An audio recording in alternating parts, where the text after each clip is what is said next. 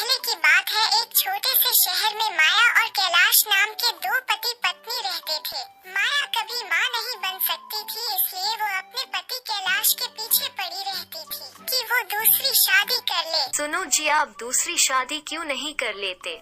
मैं दूसरी शादी नहीं कर सकता। लेकिन मुझे बच्चा चाहिए। मैं भी चाहती हूँ कि मुझे कोई माँ कहकर बुलाए। ठीक है, हम एक बच्चा गोद ले लेते हैं। नहीं, मुझे मेरा अपना बच्चा चाहिए। मुझे आपका बच्चा चाहिए, उसके लिए आपको शादी करनी पड़ेगी। देखो, मैं तुम्हें बहुत प्यार करता हूँ, मैं तुम्हारे होते हुए दूसरी शादी नहीं कर सकता। माया के लाख कहने पर भी उसका पति शादी के लिए नहीं मानता। वो रोते हुए कहती है, मैं कभी माँ नहीं बन पाऊंगी, मुझे कोई माँ कहने वाला नहीं होगा। कैलाश को समझाता है, लेकिन वो समझती नहीं है और वो गुस्से से कमरे में जाकर रोने लगती है। कहने लगती है कि वो माँ बने बिना ही मर जाएंगी, उसे माँ कहने वाला कोई नहीं होगा। कैलाश भी इस तरह से माया को परेशान देखकर दुखी हो जाता है और वही होल में सो जाता है। और अगली सुबह जब कैलाश सोकर उठता है तो देखता है कि माया को बहुत तेज बुखार है। तुम्हें तो बहुत तेज बुखार है, तुमने मुझे बताया ही नहीं। चलो उठो, अभी डॉक्टर के पास जाते हैं। नहीं, मुझे नहीं जाना किसी डॉक्टर के पास। जब मुझे बिना औलाद के मरना है तो ऐसे ही सही। माया, तुम भी ना किसी बच्चे जैसा जिद करती हो। तुम्हें पता है ना कि मैं ऐसा नहीं कर सकता। कैलाश माया को डॉक्टर के पास ले जाने के बहुत प्रयास करता है, लेकिन वो मना कर देती है। इस बात से कैलाश बड़ा परेशान हो जाता है। ओहो, अब मैं इसे कैसे समझाऊं? देखो माया, अब तुम जो कहोगी वो मैं करूँगा। पहले डॉक्टर के पास चलो। तुम मेरी हर बात मानोगे ना? हाँ हाँ, तुम जो कहोगी मैं मानूंगा। पहले तुम डॉक्टर के पास चलो। और माया फिर अपने पति के साथ डॉक्टर के पास दवाई लेने चली जाती है। आते वक्त रास्ते में उनको सड़क पर एक लड़की बेहोश मिलती है, जिसे उठाकर वो घर ले आते हैं। तुम लोग कौन हो और मैं यहाँ कैसे आई? माया कहती है कि तुम हमको सड़क पर बेहोश मिली, इस कारण हम तुमको घर लेकर आ गए। तब वो कहती है कि मेरा नाम सविता है और पास के गांव में मैं अकेली रहती हूँ। कुछ लोग मेरे अकेलेपन का फायदा उठाकर घर में आ गए थे, इसलिए मैं वहाँ से भाग गई। ऐसी बात है तो अब से तुम यहाँ हमारे साथ रह सकती हो। सविता खुशी खुशी उनके घर पर रहने लगती है और वो एक घर के सदस्य की तरह उनका ख्याल रखती है।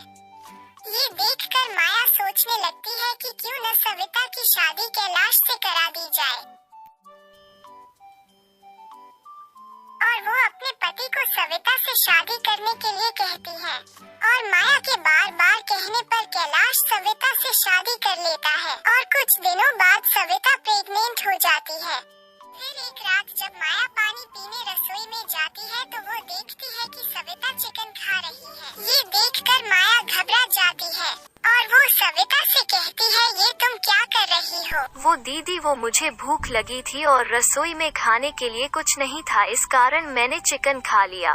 सविता को इस तरह चिकन खाते देख माया को अजीब लगता है और वो सोचती है, हो सकता है कि सविता प्रेग्नेंट है, इस कारण वो चिकन खा रही है।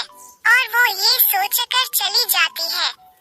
एक दिन रात को सब सो जाते हैं, तब सविता अपने चुड़ैल के रूप में आती है और वो तांत्रिक पूजा करने लगती है। जैसे ही चुड़ैल की पूजा खत्म हो जाती है तो वो जोर जोर से हंसने लगती है। हाँ, फिर से मेरी सारी शक्तियाँ मुझ में वापस आ जाए। जब मेरा और कैलाश का बच्चा होगा तब मेरे में सारी शक्तियाँ वापस आ जाए, क्योंकि मेरे में इंसान के बच्चे के बिना शक्तियाँ नहीं आ सकती है। चुड़ैल अपने कमरे में जब तांत्रिक पूजा कर रही होती है तब माया जाग जाती है और वो सविता को देखने जाती है। और जैसे ही वो सविता के कमरे में खिड़की से देखती है तो सविता को चुड़ैल के रूप में देखकर उसकी आंखें फटी की फटी रह जाती है और वो दौड़कर अपने पति के पास जाती है और कहती है, ये सविता लड़की नहीं बल्कि एक चुड़ैल है। अब तो चुड़ैल आपके बच्चे की माँ बनने वाली है। क्या कह रही हो तुम? मैंने खुद अपनी आँखों से उस चुड़ैल को देखा है। यदि तुम्हें विश्वास नहीं तो चलो मेरे साथ। माया अपने पति को सविता का असली रूप दिखाने ले जाती है और वहाँ जाकर उसके भी होश उड़ जाते हैं। कैलाश और माया खिड़की से चुड़ैल को देखने लगते हैं। जैसे ही चुड़ैल की पूजा खत्म हो जाती है तो वो अपने पेट पर हाथ फेर कर कहने लगती है,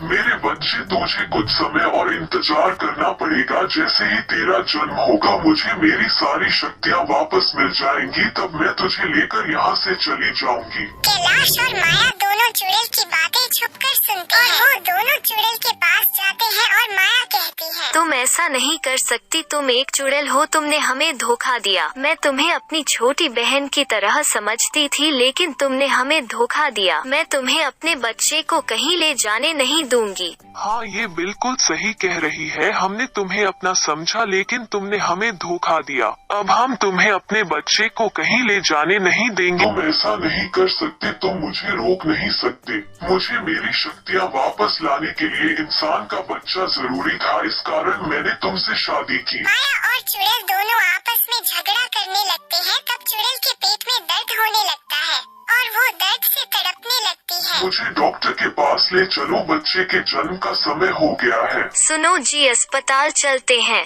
और वो दोनों चुड़ैल को लेकर अस्पताल जाते हैं और वहाँ चुड़ैल एक सुंदर बच्चे को जन्म देती है। बच्चे को जन्म देते ही चुड़ैल की सारी शक्तियाँ वापस आ जाती है और वो जोर जोर से हंसने लगती। और अंत में वो माँ की ममता से खुश होकर वो बच्चा माया और कैलाश को दे देती है और खुद वहाँ से चली जाती है। इस वीडियो को लाइक करें, हमारे चैनल को सब्सक्राइब करें और बेल आइकन जरूर प्रेस करें हमारी न्यू वीडियो सबसे पहले देखने के लिए।